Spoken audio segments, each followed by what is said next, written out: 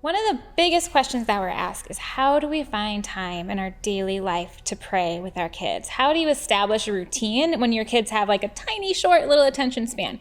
And this is one of the things we are most passionate about because faith isn't like a separate part of your life. You're not just a Christian at church and Bible study or your MOPS group and then a regular person the rest of the time. You are a Christian living out your faith, whether you're aware of it or not, 100% of the time. And the same can go for prayer.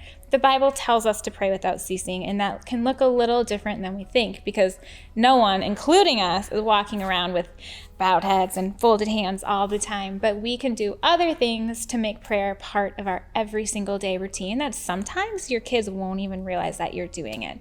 And we do that by changing our language. And what we mean by that is just taking a few things that you're already saying to your kids throughout your day or to anyone throughout your day and figuring out how you can change a few words to include God in that.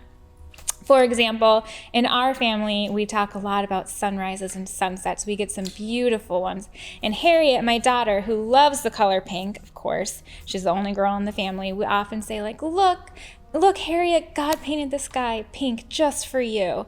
And I remember last winter we had a few days where the trees were just like filled with these beautiful ice crystals. And we just kept talking about how beautiful the trees were. And we said, look, God frosted the trees. So those are really, really easy ways to be including God in your everyday life. And really good examples of this in our book would be Art is Prayer and Nature Prayer Walk.